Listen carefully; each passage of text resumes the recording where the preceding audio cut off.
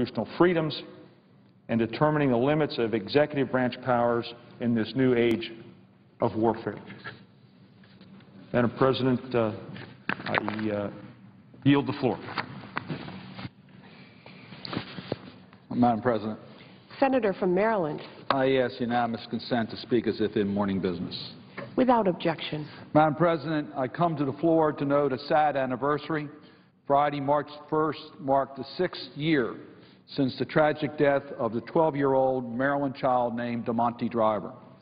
I have spoken about him many times since his passing, which happened just weeks after I came to the United States Senate. The death of any child is tragic. DeMonte was even more so because it was entirely preventable. He died from an untreated tooth decay. It started with an infected tooth. DeMonte began to complain about headaches in early January 2007. By the time he was evacuated at Children's Hospital's emergency room, the infection had spread to his brain, and after multiple surgeries and lengthy hospital stay, he passed away. The principal at DeMonte's school, Gina James, remarked, "Everyone here was shocked. They couldn't understand how he could have a toothache and then die. We sometimes give the little kids a candy as a reward. Well, for a while they stopped taking it because they would say, 'If I get a cavity, will I die?'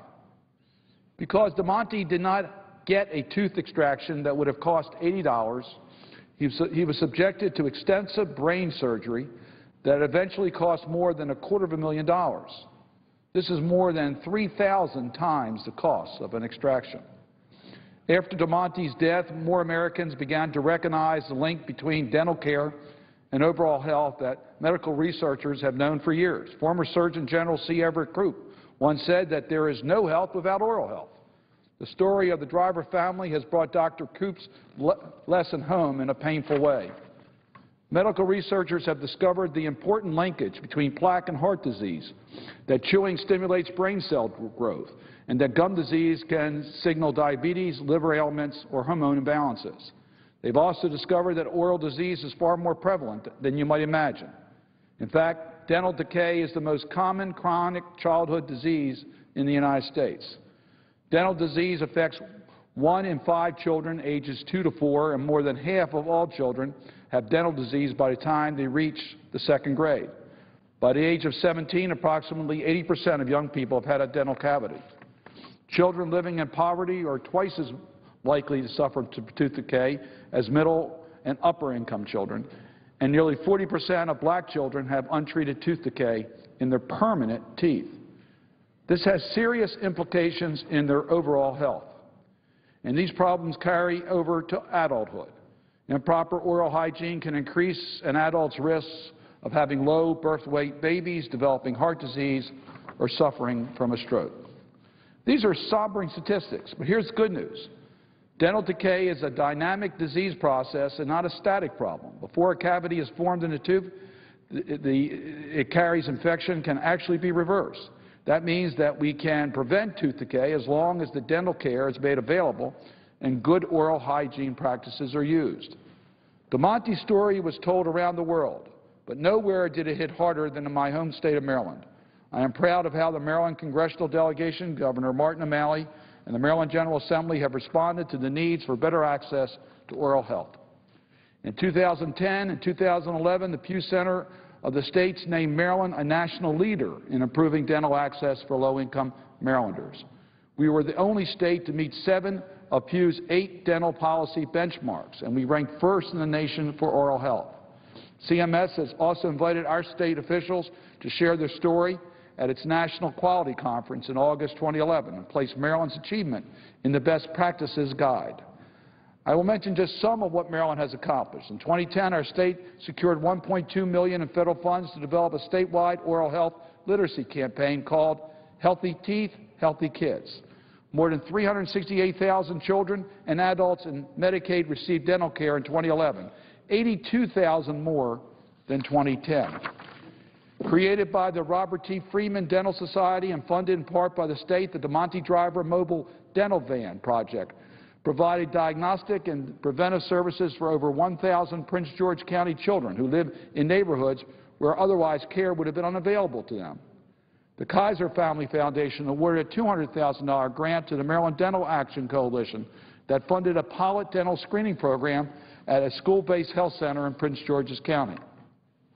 I am also very proud of what Congress has done.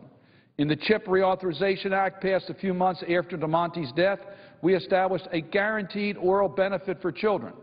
With the leadership of Senators Balkis, Grassley, Rockefeller and Collins, and former Senator Bingaman, we created grants to states to improve oral health education and treatment programs.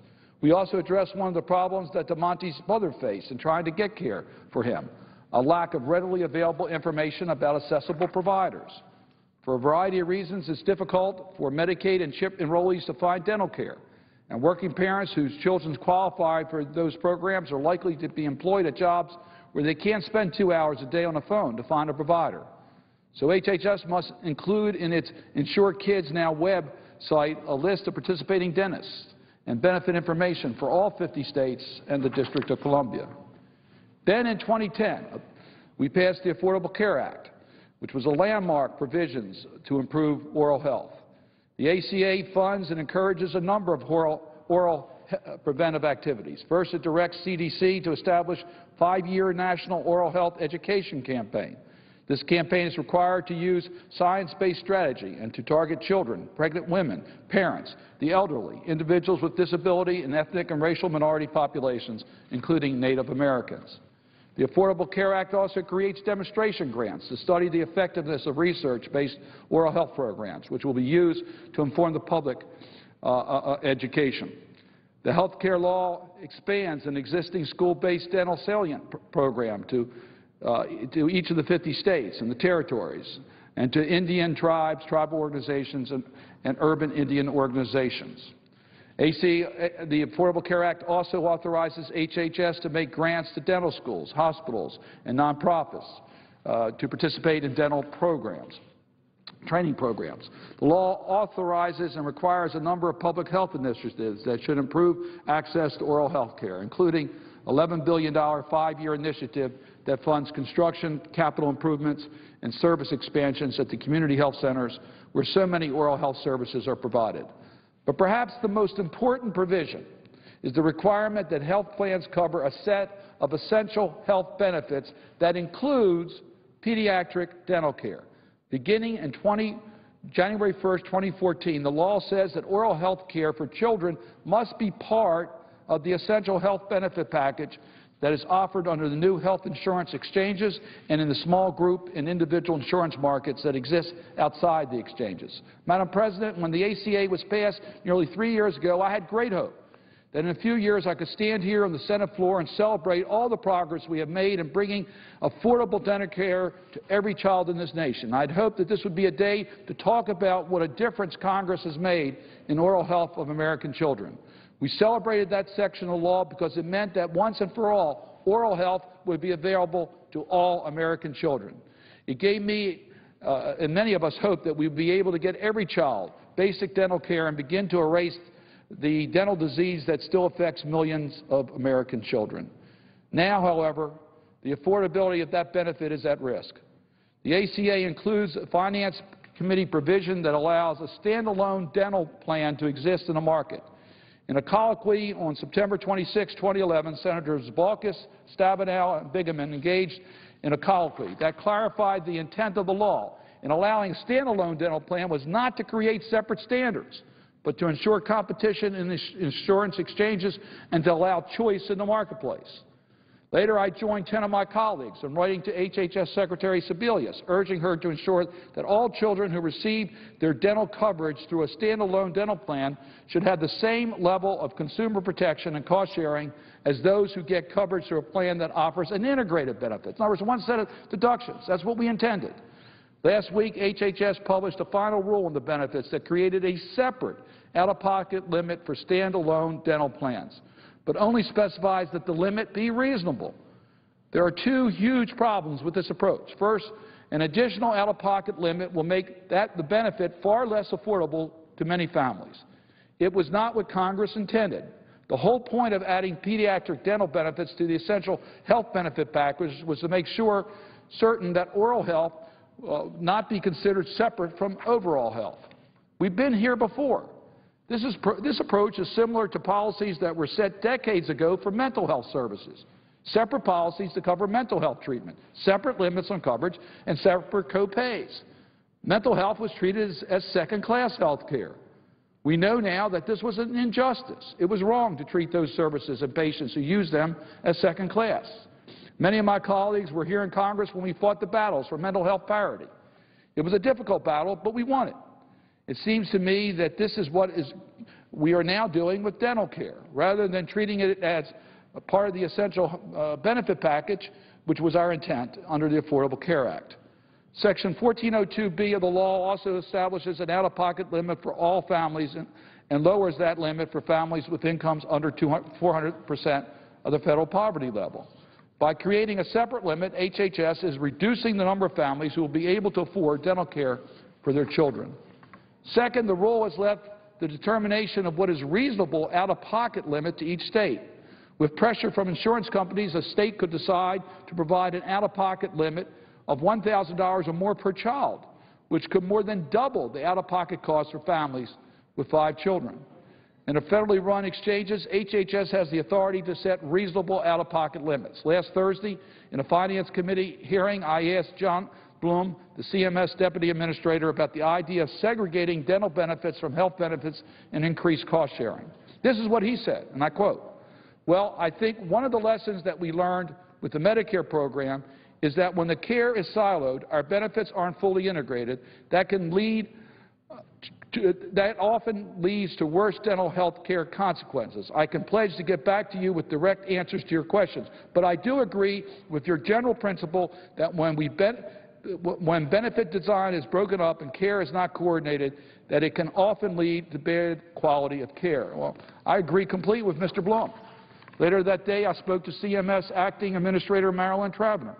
I asked her to take into account the affordability of a plan that had a separate high-cost sharing, and she agreed to consider my views. Less than 24 hours later, CMS released a proposed guideline to insurers setting a maximum out-of-pocket limit of $1,000. When I contacted HHS to ask whether this was a per-family or per-child limit, the expert in charge of the rule was unable to tell me. They didn't know whether this meant an extra cost of $1,000 or $5,000 for a family with 5 children. This tells me that the affordability of care was a secondary consideration when the final rule was written. Madam President, there are still millions of American children without coverage for dental care. If we are to make real progress in improving the health of Americans, we cannot afford to continue giving oral health care second-class treatment. The question is now whether the guidance to plans will go forward, how that will be interpreted, and how that will be structured. It's contrary to congressional intent and contrary to the best interests of Americans to allow the proposed rule to stand. On the 6th anniversary of the death of DeMonte Driver, let us pledge to do better for our children. Madam President, I would ask consent that my entire statement be included in the record and that a copy of the colloquy between Senators Vigeman, Stabenow, and Baucus also be included following my statement. Without objection. And with that, I would yield the floor. Under the previous order, the Senate stands in recess until 2 p.m.